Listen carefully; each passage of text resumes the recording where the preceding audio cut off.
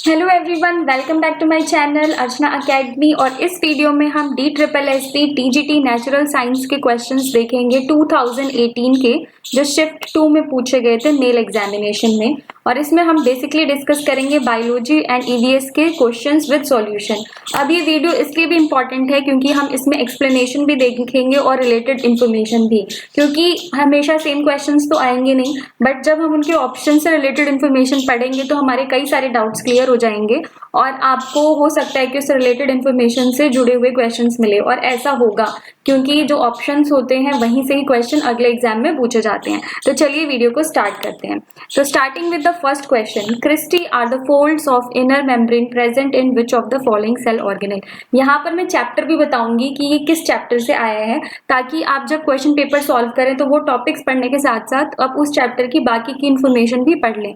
तो एक स्ट्रैटेजी होती है हमेशा TGT नेचुरल साइंस को क्लियर करने की, वो ये होती है कि जहां से टॉपिक्स, जिस टॉपिक से क्वेश्चन है वो टॉपिक पढ़ने के साथ उस चैप्टर की आप रिलेटेड इन्फॉर्मेशन भी पढ़ें और सिर्फ NCERT पढ़ें। ठीक है, तो स्टार्ट करते हैं। Cristae are the folds of inter membrane present in which of the following cell organelle. Cristae जो इनर मेम्ब्रेन के फोल्ड्स होते हैं वो किस ऑर्गेनल में प्रेजेंट होते हैं? गोल्जी, माइटोकॉन्ड्रिया, लाइसोसोम्स या राइबोसोम्स। तो हमारा आंसर जो होगा, ये चैप्टर 8 से लिया गया है, cell the unit of life, class 11। तो क्लास 11 के chapter 8 the cell unit of life से लिया गया और ये 9th क्लास का भी चैप्टर है। इस पे मैं एक MCQ डालने वाली हूँ इस चैप्टर से रिलेटेड जितने भी इंपॉर्टेंट MCQs है वो वीडियो भी आप जरूर एक बार देखना। तो यहाँ पे जो हमारा आंसर है वो है माइटोकॉन्ड्रिया। तो माइटोकॉन्ड्रिया के जो इनर फोल्ड्स होते हैं उन्हें हम क्रिस्टी कहते हैं। माइटोकॉन्ड्रिया डबल मेम्ब्रेनस स्ट्रक्चर है, इसे power house of the cell कहते हैं। ये भी यहाँ से एक क्वेश्चन आपका ये आ गया कि माइटोकॉन्ड्रिया को और क्या बोला जाता है या power house of the cell क्या है? तो mitochondria is known as power house of the cell. उसके बाद जो क्रिस्टी है वहां पर उसकी इंपॉर्टेंस क्या है? जो इनर मेम्ब्रेन है माइटोकॉन्ड्रिया की, उसकी क्या इंपॉर्टेंस है? तो उसमें इलेक्ट्रॉन ट्रांसपोर्ट चेन होती है और ऑक्सीडेटिव फॉस्फोरिलेशन के एंजाइम ATP सिंथेस और डीहाइड्रोजिनेस, सक्सिनेट डीहाइड्रोजिनेस, ये प्रेजेंट होते हैं।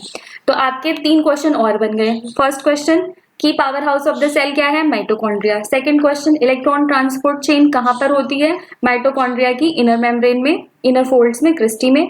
और ATP सिंथेस कहां प्रेजेंट होता है? तो ये 3 क्वेश्चंस आपके बन गए। और यहाँ पे मैंने ये डायग्राम शो किया है।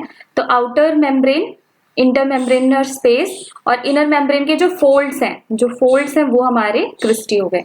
तो ये हो गया हमारा फर्स्ट क्वेश्चन और इससे हमारे 4 क्वेश्चंस पक्के हो गए। बढ़ते हैं अगले क्वेश्चन की तरफ। Question number 2, somatostatin is a hormone secreted by which of the following.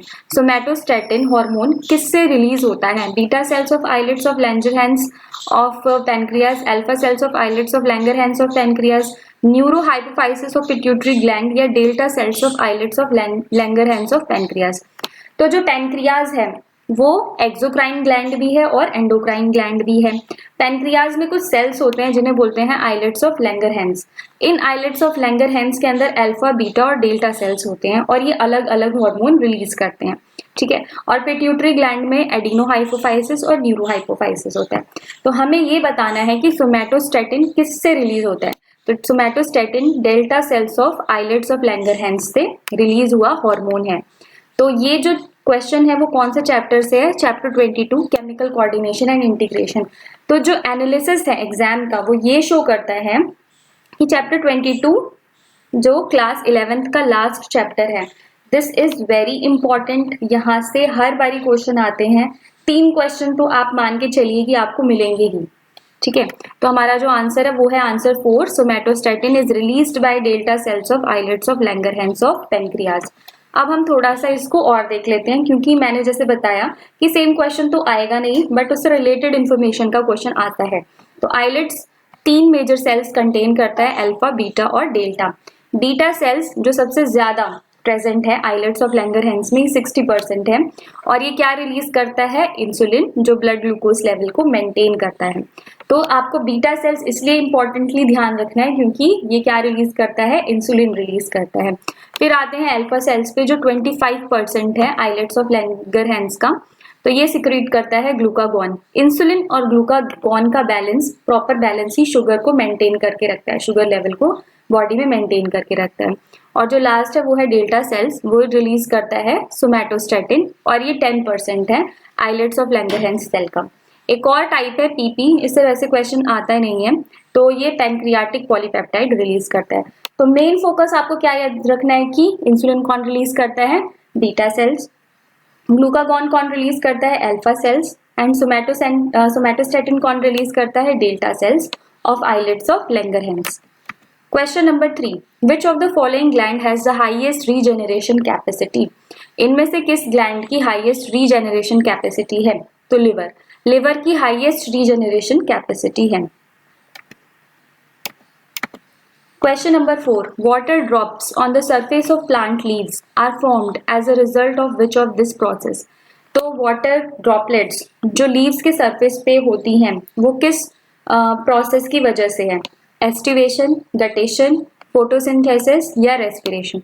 So answer is guttation. तो ये जो क्वेश्चन है वो chapter 11 transport in plants class 11 का चैप्टर से लिया गया है और इसका आंसर 2 जैसे मैंने बताया गटेशन है। तो गटेशन किस स्पेशलाइज स्ट्रक्चर से होता है प्लांट में? तो जब ज्यादा वाटर रूट्स के आसपास होता है तो हाइड्रोस्टैटिक प्रेशर की वजह से प्लांट उस ज्यादा वाटर को भी एब्जॉर्ब कर लेते हैं, बट रिलीज कर देते हैं किसकी हेल्प से? हाइड्रोथोड्स की हेल्प से, जो स्पेशलाइज्ड स्ट्रक्चर प्रेजेंट होते हैं लीव्स के मार्जिन्स पर। ओके तो guttation occurs during night time. Water lost in guttation is rich in minerals, ये ध्यान रखना है कि मिनरल्स में रिच होता है। The process takes place through hydathodes. Next question, question number 5, which of the following device is used to study the electrical activity of human brain? ECG, EEG, EIG या EMG? तो electrical activity of brain कौन सा device monitor करता है? EEG, और ये chapter 21 से लिया गया है class 11 neural control and coordination. Chapter 21 and chapter 22, chapter 22 hormone से रिलेटेड चैप्टर क्लास 11 का, that is important and this is important. ये दोनों चैप्टर तो आपको पढ़ने ही हैं, यहाँ से क्वेश्चन श्योर आएंगे। तो ईईजी से मॉनिटर होती है ह्यूमन ब्रेन की एक्टिविटी। ईईजी की फुल फॉर्म है electroencephalogram. Electroencephalo means related to brain. It is a test that detects electrical activity in your brain. Small metal disc electrodes attach किए जाते हैं स्कैल्प से, और ये डायग्नोस्टिक टेस्ट है किसके लिए? एपिलेप्सी के लिए है। और जो ECG है वो कार्डियक एक्टिविटी या हार्ट रिलेटेड एक्टिविटी को मॉनिटर करता है डिवाइस। तो ये दो क्वेश्चन यहाँ से हो गए, EEG for brain and ECG for cardiac या हार्ट के लिए। Question number 6, which of the following is omnivorous organisms? Omnivorous organisms इनमें से कौन सा? ये क्लास 6 से स्टार्ट होता है, ओमनीवोरस, हर्बीवोरस। आप मेरी प्लेलिस्ट में जाएंगे मेरे चैनल पे तो उसमें क्लास 6 का चैप्टर नंबर 1 है, food where does it come from, उसमें इन सब चीज़ों के बारे में, और ये वहीं से ही लिया गया MCQ है जो आया है लास्ट 2018 में DSSS TGT नेचुरल साइंस में। तो ओमनीवोरस वो ऑर्गेनिजम्स होते हैं जो दोनों चीज़ों पर फीड करते हैं, मतलब वो हर्बीवोर भी होते हैं, कार्निवोर भी होते हैं, दोनों चीज़ें खाते हैं। ठीक है, तो जैकल, टाइगर, ह्यूमन बींग्स और रैबिट्स। तो आंसर इज ह्यूमन बींग्स, क्योंकि कुछ human beings, mostly human beings दोनों ही चीज़ें हर्बीवोर भी होते हैं और कार्निवोर भी होते हैं। Next question, which of the following is an example of mutualism? This is very important, ये EVS में भी आता है और ये बायोलॉजी का भी पोर्शन है। क्लास 12 लास्ट के 4 चैप्टर्स बहुत ही ज़्यादा इंपॉर्टेंट चैप्टर्स है। आप कोई भी एग्जाम दो, DSSS के अलावा आप CTET दो, नेट दो, नीट दो, या कोई और एग्जाम जैसे कि KVS, NVS, UP टेट, तो वहाँ पर ये लास्ट के 4 चैप्टर्स आपको 12th क्लास के करके ही जाने चाहिए, क्योंकि वहाँ से क्वेश्चंस पूछे जाते हैं, क्योंकि वो EVS से रिलेटेड 4 चैप्टर्स हैं। Okay, बर्नैकल्स and well, orchid and large trees, algae and fungi, C anemone and crab. तो यहाँ पर ये बताना है कि म्यूचुअलिज्म का एग्जाम्पल कौन सा है। तो हमारा जो आंसर वो है एल्गी एंड फंजाई। तो this is our answer, algae and fungi mutualism का एग्जाम्पल है। बाकी के जो 3 एग्जाम्पल्स हैं 1, 2 एंड 4, ये कमेंसलिज्म के एग्जाम्पल है। कमेंसलिज्म क्या होता है? जिसमें एक स्पीशी को तो बेनिफिट होता है बट दूसरी स्पीशीज को ना लॉस होता है ना ही बेनिफिट। ओके, तो एल्गी और फंगी फंजाई म्यूचुअलिज्म का एग्जाम्पल है, जिसमें एल्गल कंपोनेंट को कहते हैं फाइकोबायोन्ट एंड फंगल कंपोनेंट को कहते हैं माइकोबायोन्ट। तो यहाँ से देख सकते हैं कि आप ये 12th में भी है और ये 11th क्लास में भी है। Algae and fungi is an example of mutualism, जो दोनों मिलकर क्या बनते हैं, बनाते हैं लाइकेंस, और इसे सिम्बायोटिक एसोसिएशन भी कहते हैं। एल्गल कंपोनेंट को फाइकोबायोन्ट कहते हैं और फंगल कंपोनेंट को माइकोबायोन्ट। और शुरू के जो 3 है 1, 2 और 4 जो कमेंसलिज्म के एग्जाम्पल हैं, 1 उसमें प्लस का मतलब है एक स्पीशीज को बेनिफिट हुआ है और दूसरी स्पीशीज को ना बेनिफिट हुआ है ना ही नुकसान हुआ है। Question number 8. Fertilization in human female occurs in which of the following parts? Ovaries, uterus, cervix, fallopian tube. तो जो fertilization होता है humans में वो कहाँ पर होता है? तो it occurs, it takes place in fallopian tube. ये chapter 3 human reproduction class 12 से लिया गया question है. Answer is fallopian tube. तो fertilization is the life process. Fertilization क्या होता है? लाइफ प्रोसेस का पार्ट है जहाँ पर male and female fusion gametes का फ्यूजन होता है और वो रिजल्ट करता है जाइगोट के फॉर्मेशन को। Question number 9. Which of the following vertebrates are essentially ureotelic? तो ये एक्सक्रीशन का पार्ट्स है। एक्सक्रीशन के टाइप्स में कई टाइप के ऑर्गेनिजम्स होते हैं जो ज़्यादा पानी वाले एनवायरनमेंट में रहते हैं, कुछ लोग मॉडरेट पानी वाले एनवायरनमेंट में रहते हैं, और इंसेक्ट्स जो पानी पीते ही नहीं है, उनको वाटर की रिक्वायरमेंट नहीं होती कुछ इंसेक्ट्स को। तो एवीज, फिशेस, मैमल्स, रेप्टाइल्स, आपको बताना है कि इसमें से यूरियोटेलिक कौन सा है। तो जिन्हें मॉडरेट अमाउंट ऑफ वाटर मिलेगा, जैसे कि मैमल्स जो हैं वो यूरियोटेलिक हैं, मीन्स दे रिलीज यूरिया। अब यहाँ पर मैं आपको 3 टाइप्स भी बता रही हूँ एक्सक्रीशन के, क्योंकि अब श्योर तो है नहीं कि यूरियोटेलिक ही आएगा, हो सकता है कि यूरिकोटेलिक पूछा जाए, क्योंकि यूरिकोटेलिज्म एक बार DSSB PGT में पूछा जा चुका है। तो ammonotelism type of excretion, ammonia, most aquatic animals, fishes में अमोनोटेलिज्म देखने के लिए मतलब अमोनिया रिलीज करते हैं वो। यूरियोटेलिज्म मीन्स यूरिया एक्सक्रीट करना। Mammals, most amphibians, shark, some bony fishes. Uricotelism means uric acid, this is the concentrated form. तो बर्ड्स जो भी कम रिक्वायरमेंट है जिनकी वाटर की, birds, insects, reptiles, some land snails, ये क्या एक्सक्रीट करते हैं, यूरिक एसिड एक्सक्रीट करते हैं। Question 10. Which of the following is known as the middle man of the body? Body में मिडल मैन किसे कहा जाता है? Lymph, nerves, veins, blood. तो आंसर इज लिम्फ। ये क्वेश्चन लिया गया है chapter 18 body fluids and circulation class 11। This chapter is also very important क्योंकि हार्ट से रिलेटेड चैप्टर है, से हार्ट से रिलेटेड कोई ना कोई क्वेश्चन जरूर मिलेगा। अब जैसे वो जो ECG और EEG था, अगर हमें ECG पता है तो हम EEG बता देते हैं उसका आंसर, तो इस तरीके से आप रिलेट करके भी आंसर्स दे सकते हैं। तो आंसर इज लिम्फ। लिम्फ को मिडल मैन इसलिए बोला जाता है क्योंकि ये सर्कुलेशन को मेडिएट करता है और एक्सचेंज को मेडिएट करता है। Question number 11. Glucocorticoids are secreted by which of the following? तो ये भी लास्ट चैप्टर से लिया गया है क्लास 11 के, जो कि हार्मोन से रिलेटेड चैप्टर है। तो केमिकल कंट्रोल एंड कोऑर्डिनेशन।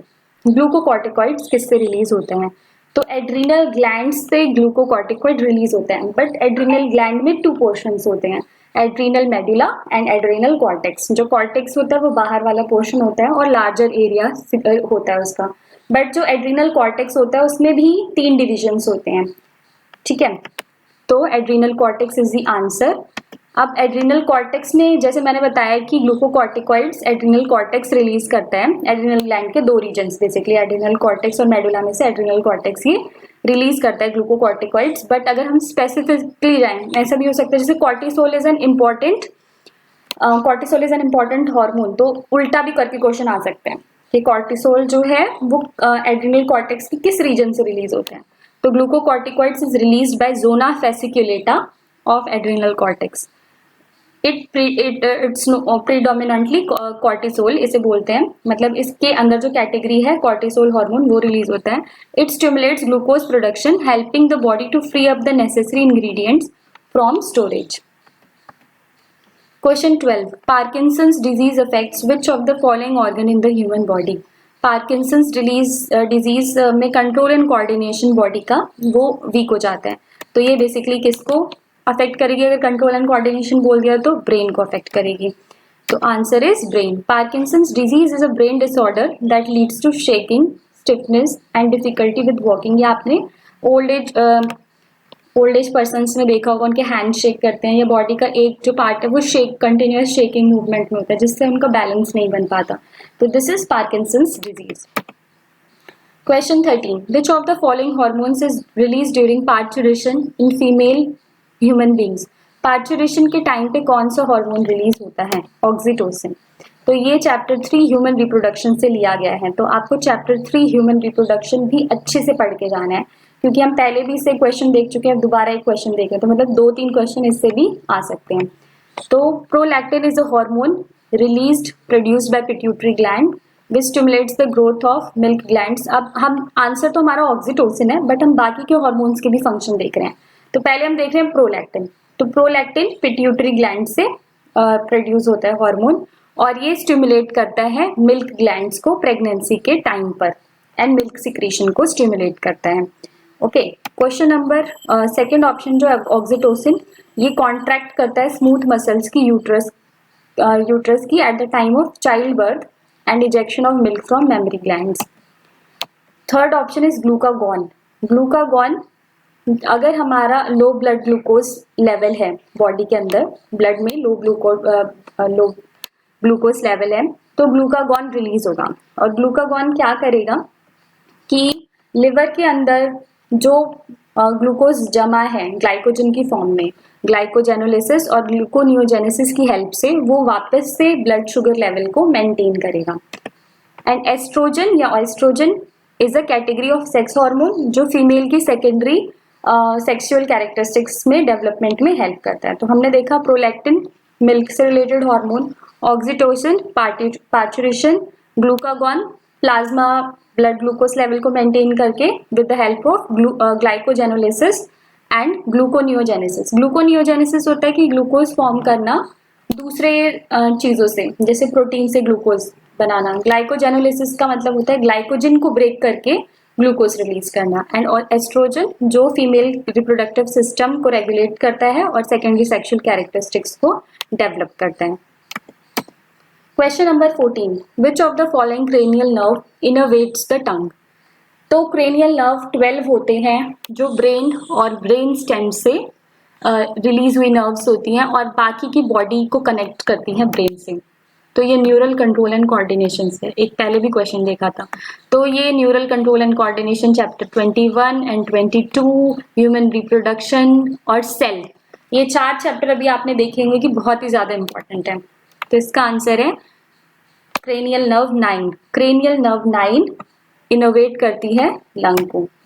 तो इधर से हम ये पढ़ लेते हैं कि 12 क्रेनियल नर्व्स होते हैं. सबसे बड़ी क्रेनियल नर्व कौन सी होती है, ये क्वेश्चन क्योंकि आ रखा है इससे पहले जो DSSB के एग्जाम्स हुए हैं. 10th क्रेनियल नर्व जिसे वेगस भी कहते हैं, it's the longest cranial nerve. और जो हमारे 9th क्रेनियल नर्व है जो टंग को इनोवेट करता है, ये ओरल सेंसेशन है, टेस्ट में हेल्पफुल है और इसका नाम क्या है, glossopharyngeal. Question number 15. In the genetic code, the codon GUG codes for which amino acid? तो जेनेटिक कोड की टेबल को आप याद कर सकते हो तो आप याद कर लें. तो इसका आंसर है valine. But AUG codes for methionine. तो स्टार्ट कोडॉन पे भी क्वेश्चन आते हैं. स्टार्ट कोडॉन कौन सा है, AUG, और उसका नाम क्या है, methionine. Question number 16. The hairpin structure which is part of nephron is? Nephron का हेयर पिन स्ट्रक्चर मतलब नेफ्रॉन क्या है? नेफ्रॉन तो सबसे पहले एक्सक्रीटरी सिस्टम, किडनी की सबसे स्मॉलेस्ट यूनिट है. Nephron is the smallest structural and functional unit of kidney. Okay, तो सबसे छोटी यूनिट है. अगर हम इसका स्ट्रक्चर देखेंगे तो हमें इसमें एक हेयर पिन स्ट्रक्चर दिखेगा. तो उस हेयर पिन स्ट्रक्चर को हम क्या बोलते हैं, लूप ऑफ हेनले. तो इसका आंसर है लूप ऑफ हेनले और एक इस चैप्टर से है excretory products and their elimination. Question number 17. Which of the following statement is false about certain phenomena in plants? Plants से रिलेटेड कौन सा फिनोमिना जो है वो इसमें गलत बताया गया है. तो ये ध्यान देना है कि फॉल्स स्टेटमेंट आपको चूज करनी है. Upward growth of plant roots is seen in positive geotropism. First question ही रॉन्ग है क्योंकि जो जियोट्रॉपिज्म होता है उसका मतलब होता है कि अर्थ की तरफ मूवमेंट होना. ठीक है, अर्थ के कोर की तरफ मूवमेंट होना. तो जो प्लांट की रूट्स हैं वो इसमें बोला है कि वो अपवर्ड ग्रो हो रही हैं. तो वो क्या होना चाहिए, फिर नेगेटिव जियोट्रॉपिज्म होना चाहिए. तो ये गलत है. तो upward growth of plant roots, तो यहाँ पे क्या होना चाहिए, downward growth of plant roots is seen in positive geotropism, फिर ये आंसर ठीक होता। Question number 18, regeneration is seen in which of the following organisms, कौन से ऑर्गेनिजम्स में आपको रीजनरेशन देखने के लिए। सो क्वेश्चन नंबर 18 है, regeneration is seen in which of the following organisms, regeneration आपको किस ऑर्गेनिज्म में देखने के लिए मिलेगा, एस्कैरिस, अमीबा, हाइड्रा या planaria. So answer is planaria. और ये क्वेश्चन कहाँ से लिया गया है, चैप्टर 1 द लिविंग वर्ल्ड, इसमें एग्जाम्पल्स में शो किया गया है प्लेनेरिया को, और ये ट्रू रीजनरेशन शो करता है, ट्रू रीजनरेशन प्लेनेरिया शो करता है। तो क्वेश्चन दूसरे तरीके से भी आ सकता है कि ट्रू रीजनरेशन इनमें से किस ऑर्गेनिज्म में शो होता है। तो ट्रू रीजनरेशन होता है कि एक नया ऑर्गेनिज्म बनाना स्मॉल बॉडी पीस से, complete new organism formation from a small body piece is known as true regeneration. बढ़ते हैं क्वेश्चन नंबर 19 की तरफ। Miller and Urey experiment is associated with which of the following, ये evolution chapter से लिया गया है और ये बहुत इंपॉर्टेंट है, ठीक है। तो आप इस एक्सपेरिमेंट को पूरा पढ़ें कि हाइपोथेसिस किसने दी थी, एक्सपेरिमेंटली प्रूफ तो आपने देख लिया कि मिलर एंड उरे ने किया था, तो ये किससे रिलेटेड है, टेक्सोनॉमी, जेनेटिक्स, एनाटॉमी या इवोल्यूशन। तो मैं आपको बता चुकी हूँ कि ये इवोल्यूशन से रिलेटेड है। तो मिलर और उरे एक्सपेरिमेंट ये केमिकल एक्सपेरिमेंट है जिसमें जो इन्होंने 1952 को लैब में परफॉर्म किया था, और ये स्टिमुलेट कर रहे थे उस टाइम की कंडीशन जो अर्थ पे बहुत सालों पहले होती थी। और ये इन्होंने जो टेस्ट किया वो क्या टेस्ट किया, केमिकल ओरिजिन ऑफ लाइफ या थ्योरी ऑफ एबायोजेनेसिस, जो कि प्रपोज की थी अलेक्जेंडर ऑपरिन ने और जेवियस हेल्डे ने। ऑपरिन और हेल्डे ने प्रपोज किया था कि हम इनऑर्गेनिक मटेरियल से, जो लाइफ है वो इनऑर्गेनिक मटेरियल से बनी है, बट उसको एक्सपेरिमेंटली प्रूव किसने किया, मिलर उरे एक्सपेरिमेंट ने 1952 में।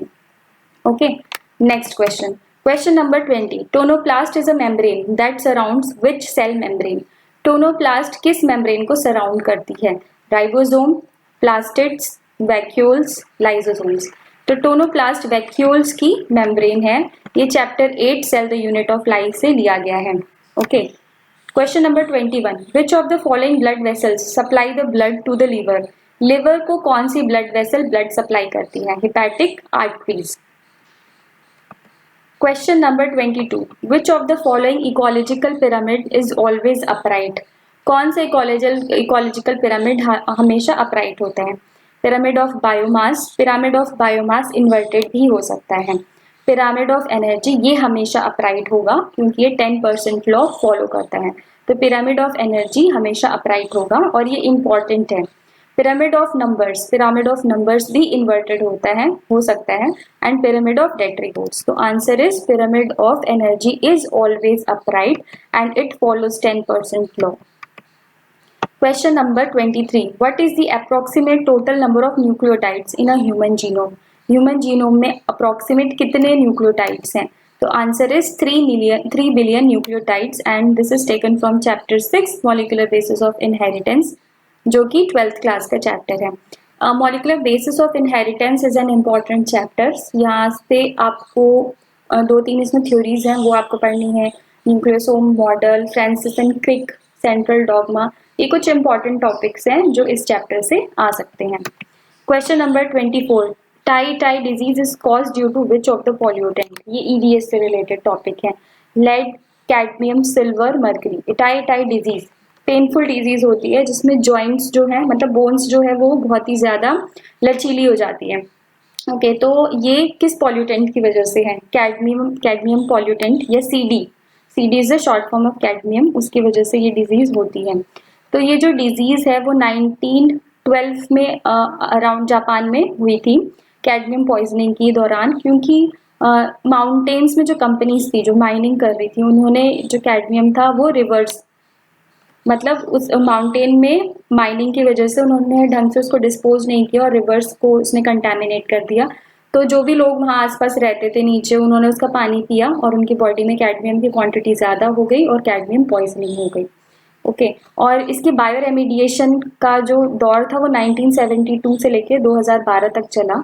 2012 में पूरा का पूरा रेमिडिएशन जो है वो कैडमियम का खत्म हो गया। Question number 25, the world wild life day is observed on which date, this is also an EDS question. 5 January, 5 June, 3 March या 15 अक्टूबर। तो world wild life day 3 March को मनाया जाता है।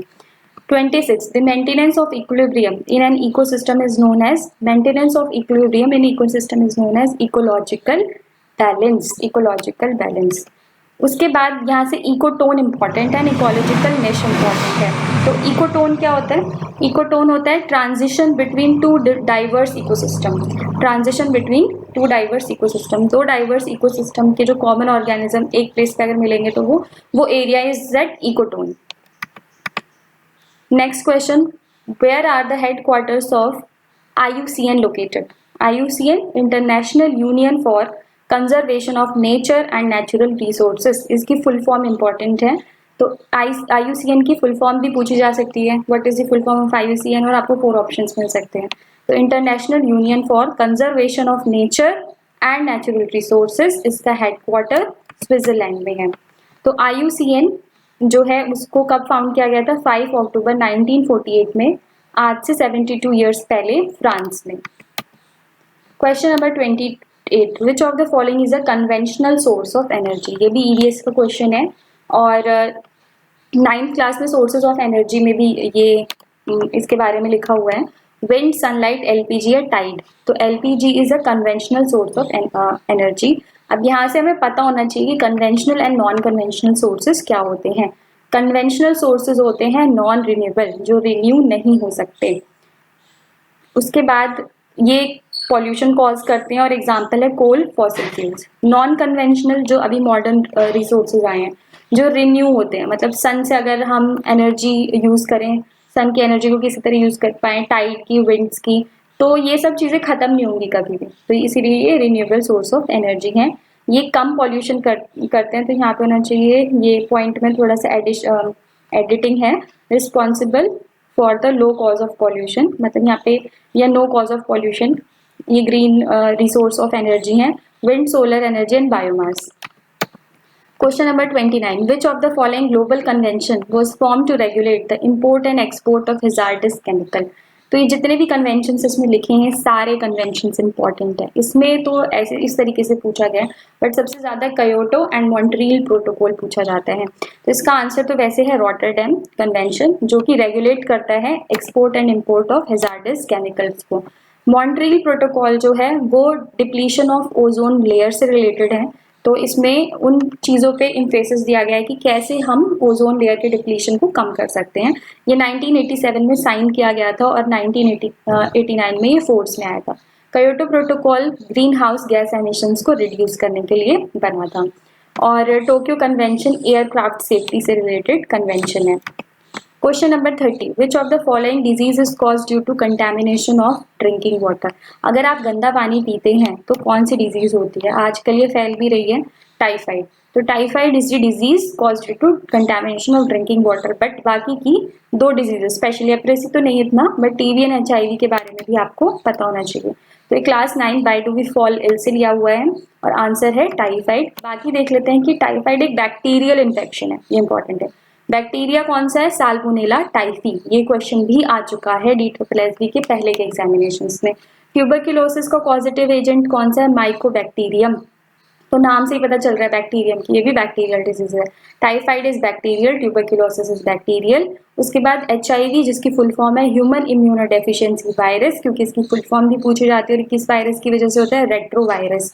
लेप्रेसी जिसको हैंसन्स डिजीज भी कहते हैं, वो माइकोबैक्टीरियम लेप्री की वजह से होता है, ये भी बैक्टीरियल डिजीज है। अगर क्वेश्चन को उल्टा कर दिया जाए कि इनमें से कौन सी डिजीज वायरल है, तो आंसर क्या होता? HIV होगा। ओके, तो इस तरीके से रिलेटेड इंफॉर्मेशन आपके लिए हेल्पफुल होती है। Question number 31, Eichhornia can be classified under which of the following type of plants? Eichhornia किस टाइप का प्लांट है? तो आइकॉर्निया इज अ हाइड्रोफाइट जो वाटर में ग्रो करता है। ये चैप्टर 16 एनवायरमेंटल इश्यूज क्लास 12 से लिया गया। जैसे कि मैंने बताया था, क्लास 12 के लास्ट के 4 चैप्टर्स इंपॉर्टेंट है। Next question, blast is disease of which crop? Blast किस क्रॉप की डिजीज है? धान की। तो पैडी को अफेक्ट करती है ब्लास्ट डिजीज एंड ये एक फंगल डिजीज है जिससे बहुत ज्यादा नुकसान होता है धान की खेती को। Question number 33, which of the following is a fluid type of tissue, या फ्लूइड कनेक्टिव टिश्यू भी हम बोल सकते हैं। So bone is the fluid, blood is the fluid connective tissue, और ब्लड फ्लूइड कनेक्टिव टिश्यू है, और क्योंकि ये सर्कुलेट करता है बॉडी में, और ये कहाँ बनता है ये इंपॉर्टेंट है। तो blood and lymph are fluid connective tissue, ये हेमाटोपोइटिक स्टेम सेल से बनते हैं बोन मैरो के अंदर। Question number 34, rearing of earthworms. Rearing of earthworms को क्या कहते हैं? Vermiculture. Rearing of fishes या फिर वाटर बॉडीज में मिलने वाले ऑर्गेनिजम्स, उसे कहते हैं aquaculture. Sericulture rearing of silk worms, and agriculture तो आपको पता ही है, खेती। तो answer 1 is rearing of earthworm, vermi culture. तो ये जो पीछे वाला क्वेश्चन था वो भी ईवीएस का क्वेश्चन था। विच of the following cow breed is exotic?